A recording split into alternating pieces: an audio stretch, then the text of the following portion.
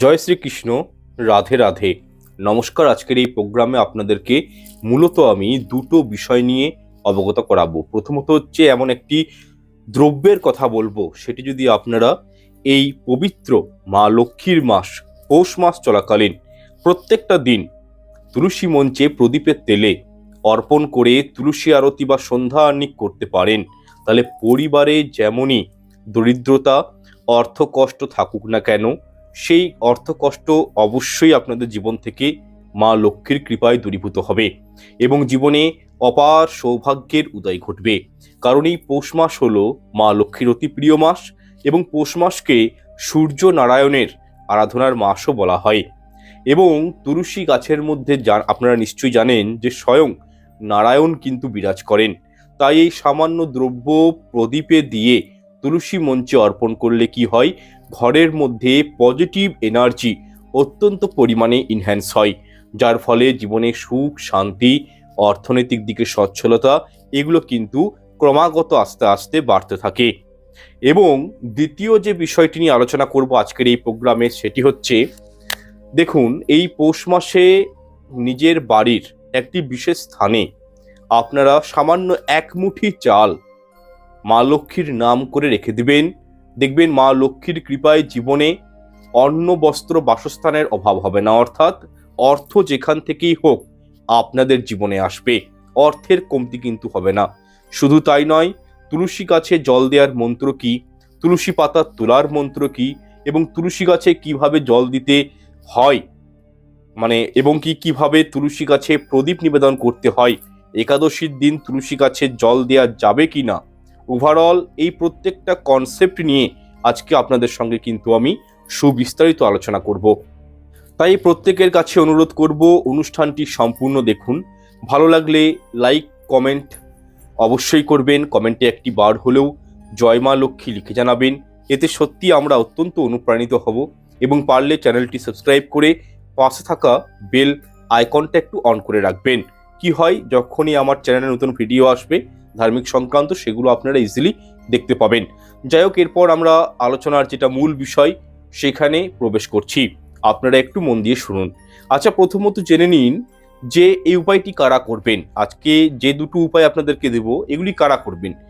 First of all হচ্ছে যাদের হাতে টাকা পয়সা সঞ্চয় হয় না, যাদের সংসারে প্রচণ্ড অপচয় রয়েছে, যারা পারিবারিক অশান্তির মধ্যে খুব ভুগছেন, দাম্পত্য জীবনেও সুখ শান্তি খুব একটা নেই, টাকা পয়সা সঞ্চয় হচ্ছে না, যারা পারিবারিক অশান্তি মানে মানে খুবই জড়িয়ে পড়েছেন, বা যাদের অর্থ ইনকামের পথগুলো খুঁজে পাচ্ছেন না, যাদের আয়ের থেকে ব্যয় বেশি, যাদের পরিবারের ঘরের অন্তরে অত্যন্ত নেগেটিভিটি তৈরি হয়ে গেছে, যারা গৃহের মঙ্গল চান, গৃহস্থ পরিবার থেকে যারা বিলংস করছেন, তারা কিন্তু অবশ্যই এই উপায়গুলো এই সমগ্র পৌষ মাস পর্যন্ত আপনারা কিন্তু এই উপায়গুলো কন্টিনিউ করে যেতে পারেন।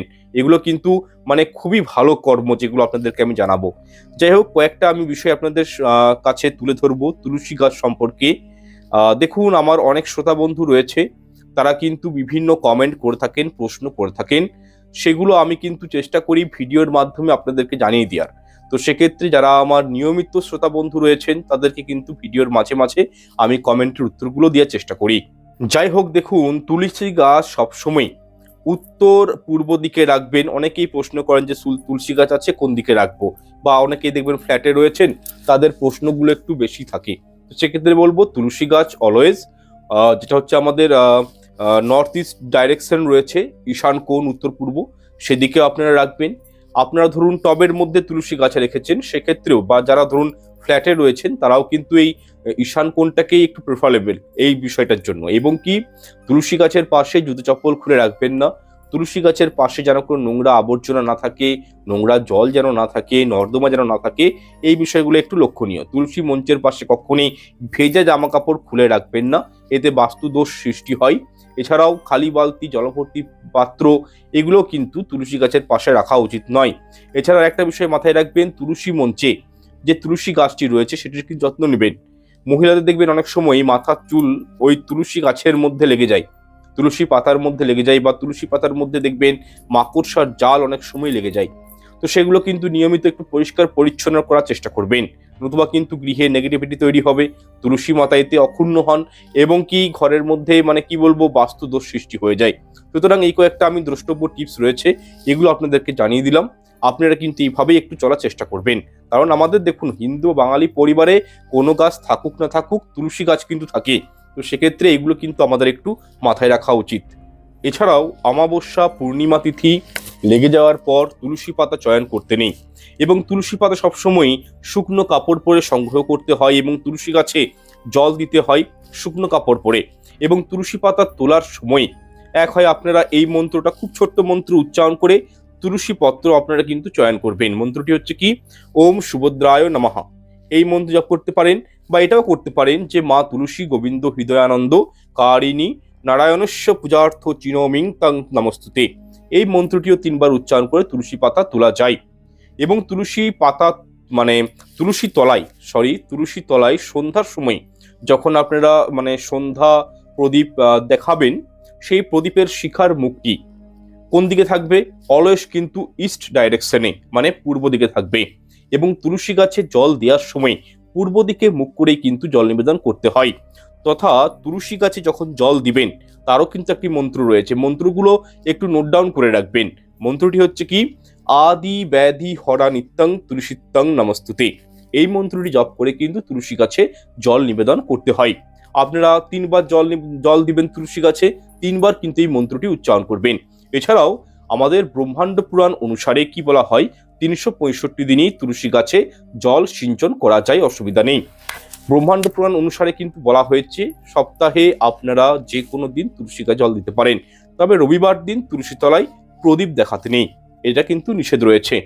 যাই হোক, এরপর আমরা জেনে নিব যে উপায়টি কিভাবে আপনারা করবেন।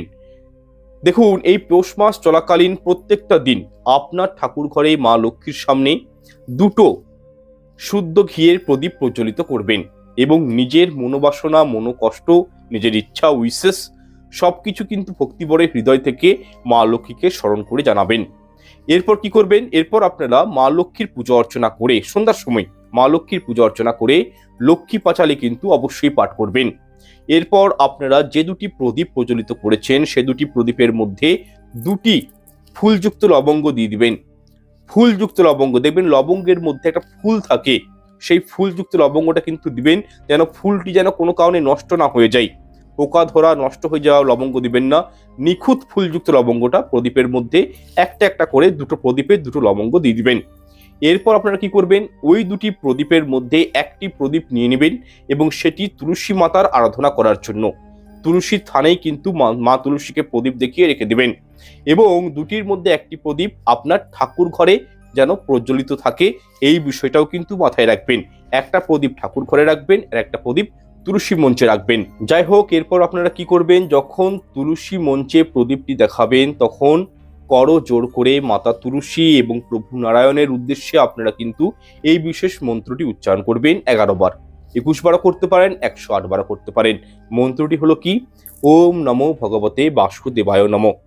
এই মন্ত্রটি উচ্চারণ করে নিজের ইচ্ছা, অভিলাষা, উইশেস যেগুলো রয়েছে এগুলো কিন্তু ভক্তি সহকারে তুলসী মাকে জ্ঞাপন করবেন। দেখুন, তুলসী গাছে 33 কোটি উচ্চ গুণ সম্পন্ন দেবদেবী বিরাজ করেন, তো সেক্ষেত্রে এবং স্বয়ং নারায়ণ সেখানে বিরাজ করেন, সেখানে স্বয়ং শ্রীকৃষ্ণ বিরাজ করেন।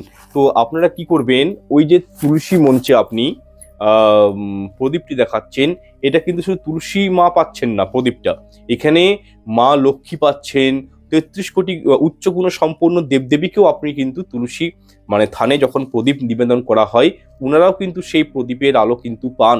তো সেক্ষেত্রে বলবো নিজের মনের ইচ্ছাটা কিন্তু অবশ্যই ব্যক্ত করবেন।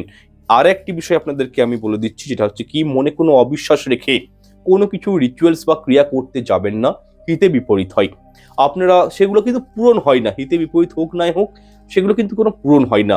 মনে নিবিড় আস্থা ভরসা ভগবানের প্রতি থাকলে তবেই কিন্তু এই উপায়গুলো করতে যাবেন। দেখবেন আজ না হোক 1টা বছর পর হলেও, 2টো বছর পর হলেও আপনারা কিন্তু এই সামান্য একটি ক্রিয়ার মাধ্যমে নিজের অভিষ্ট লক্ষ্যে পৌঁছাতে পারবেন। আচ্ছা, লবঙ্গ যেটি আপনারা ব্যবহার করছেন, লবঙ্গ শুধু যে রান্নার কাজে ব্যবহার করা হয় তা কিন্তু নয়, বিভিন্ন রিচুয়ালসের ক্ষেত্রে ছোট এলাচ, লবঙ্গ, তেজপাতা, দারচিনি এগুলোর কিন্তু ব্যবহার আমরা করে থাকি। তো সেক্ষেত্রে বলবো জীবনে সুখ, শান্তি, প্রসপারিটি, অ্যাবেন্ডেন্স পরিবারে এগুলো কিন্তু নিয়ে আসতে হলে লবঙ্গের এই প্রয়োগটি আপনারা করুন। প্রত্যেক দিন প্রদীপের মধ্যে লবঙ্গ দিয়ে দিবেন এবং সেই প্রদীপটি জ্বলতে দিন। ঠাকুর ঘরে একটি, তুলসী মঞ্চে একটি।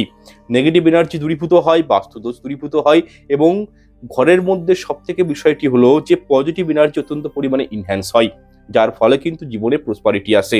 দেখুন, আপনারা যদি প্রতিদিন এই উপায়টি করতে না পারেন সেক্ষেত্রে বলবো অনেকেই আছেন প্রচণ্ড কাজে ব্যস্ত থাকেন এই কর্মব্যস্ত জীবনে। তো আমি সেক্ষেত্রে বলবো প্রতি বৃহস্পতিবার, পৌষ মাসের প্রত্যেকটা বৃহস্পতিবার আপনারা এটি করে দেখুন, জীবনে খুব সুন্দর রেজাল্ট পাবেন।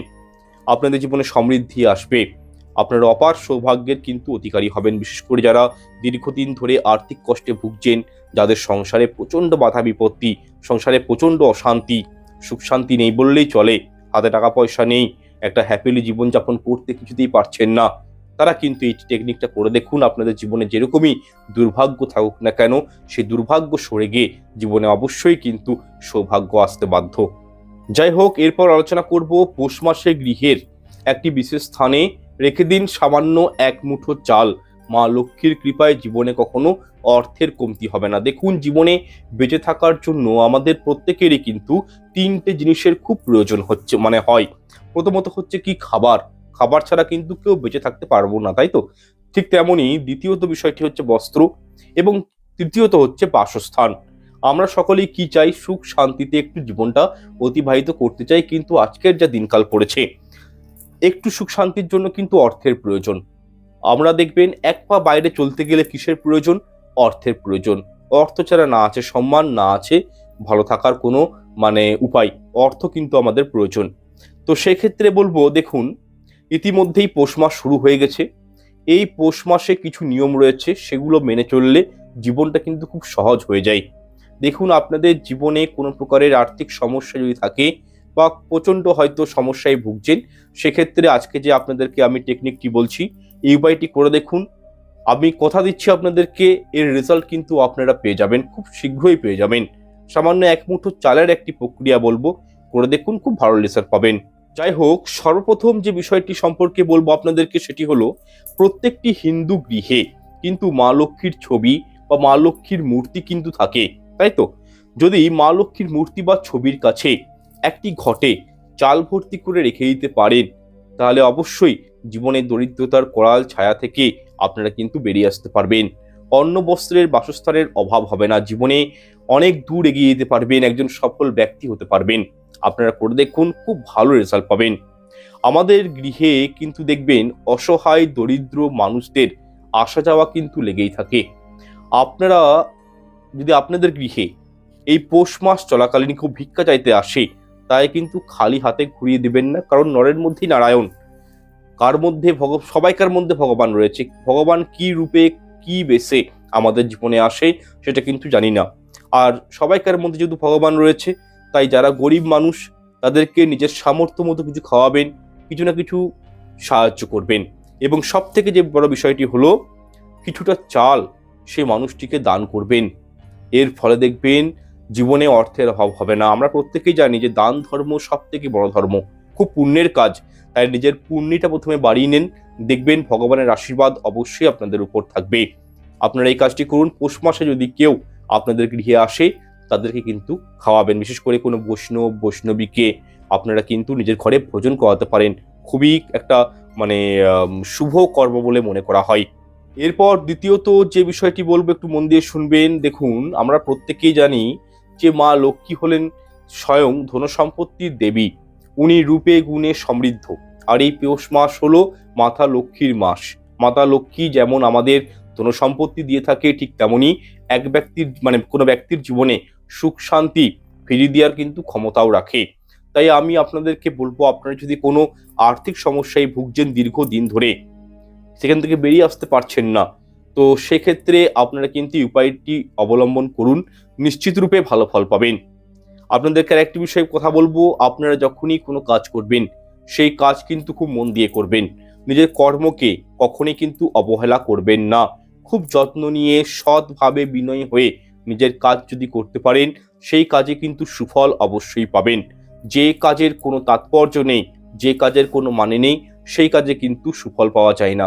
তাই নিজের কর্মের প্রতি কখনো অবহেলা করবেন না। দেখুন, রিচুয়ালস করে, টোটকা করে, রেমেডি করে কেউ কিন্তু কোটিপতি হয়নি। এইগুলো কিন্তু একটা সাপোর্ট, ভাগ্যকে সাপোর্ট করা হয়, গ্রহদেরকে ঠিক করে ভাগ্যকে সাপোর্ট করা হয়। কিন্তু নিজের কর্মটার কোনো সাবস্টিটিউট নেই, কর্মের কোনো বিকল্প নেই। নিজের কর্মটা সঠিকভাবে করে যান, অবশ্যই ভগবান একটা না একটা দিন আপনাদের উপর মুখ তুলে তাকাবেই।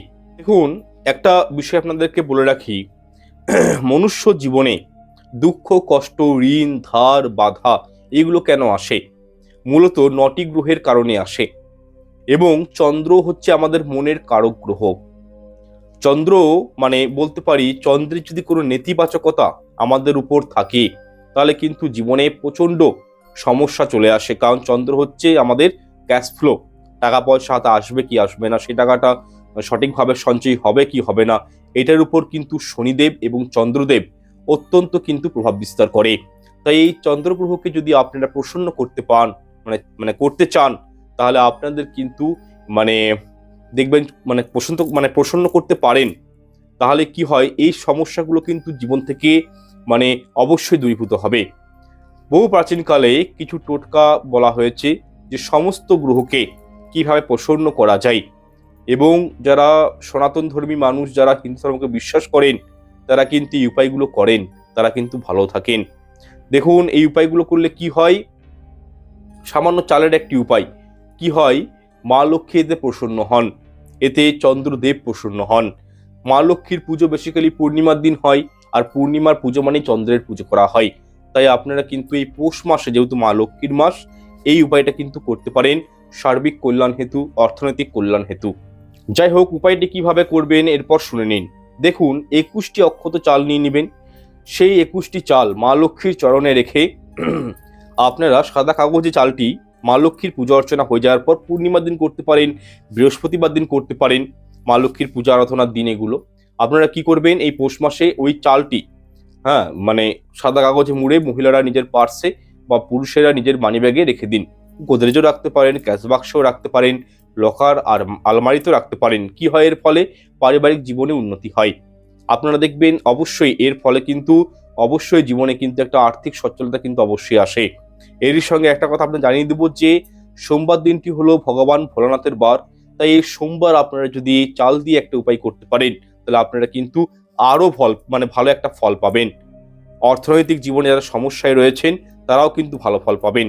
সোমবার দিন যদি পৌষ মাসের সোমবার দিন যদি আপনারা আরেকটা টেকনিক করতে পারেন। দেখুন, সোমবার আপনাদেরকে কোনো অসহায় দরিদ্র ব্যক্তিদেরকে চাল দান করতে হবে। আপনারা জানেন সকলেই যে দান ধ্যান করা একটি অতি পুণ্যের কাজ। তাই সোমবার দিন যদি আপনারা কোনো দরিদ্র ভিক্ষুককে সাদা চাল, সাদা পোস্ত, সাদা চিনি এবং সাদা পৈতে যদি কোনো অসহায় মানুষকে দান করতে পারেন, তাহলে কখনোই আপনারা কিন্তু দুঃখের মুখ দেখবেন না। এই পৌষ মাসটা এমনই, মা লক্ষ্মীর কৃপা থাকে এই মাসে। তো এই উপায়টা কিন্তু আপনারা করতে পারেন। এই উপায়টি সোমবার দিন করে দেখুন, আপনারা কিন্তু খুব ভালো রেজাল্ট পাবেন। আচ্ছা, এরপর অনেকেই প্রশ্ন করতে পারেন যে এই কাজগুলি অ্যাকচুয়াল কবে ঠিক হবে করা। যেটা আপনাদেরকে মানিব্যাগের উপায়টা বললাম, যে চালটি মানিব্যাগে রাখবেন, সেটা আপনি পূর্ণিমার দিন করুন, ঠিক আছে, পৌষ সংক্রান্তির দিন করতে পারেন, বা যে কোনো বৃহস্পতিবার দিন করতে পারেন। এবং এই চালের উপায়টি বললাম, যেটা আপনি গরিব মানুষ দিতে বলছি, সেটা কিন্তু সোমবার দিন করবেন। এবং অবশ্যই আপনারা কিন্তু এতে ভালো রেজাল্ট পাবেন। যাই হোক, প্রত্যেকটা বিষয়ে আমি আমার মতন করে আপনাদেরকে বুঝিয়ে দিয়েছি। আজকের অনুষ্ঠানটা দীর্ঘায়িত করছি না। কোথাও বুঝতে অসুবিধা হলে কমেন্ট বক্সে কমেন্ট করে জানাবেন, অবশ্যই উত্তর দিব। ঈশ্বর আপনাদের মঙ্গল করুক। আজকের জন্য বিদায় নিচ্ছি। নমস্কার, ধন্যবাদ।